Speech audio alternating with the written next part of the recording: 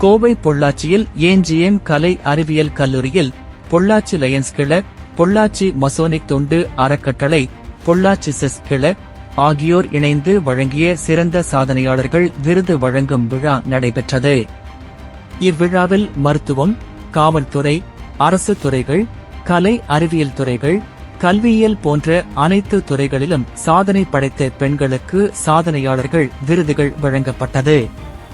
இந்நிகழ்வில் பொள்ளாச்சி, வடுக்கப்பட்டி, வார்டு 2 நகர் மன்ற உறுப்பினர் திருமதி உமா மகேஸ்வரி அவர்கள் செய்து சிறந்த மக்கள் சேவை பணிகளுக்காகவும், மைல்கல் ரயில் நிலையம் திறந்து வைத்ததற்காகவும், மக்களுக்கு தேவைப்படும் அனைத்து உதவிகளையும் மக்கள் பணிகளையும் சிறப்பாக செய்ததற்காகவும் சிறந்த சாதனையாளர் விருதை பெற்றுக் கொண்டார்.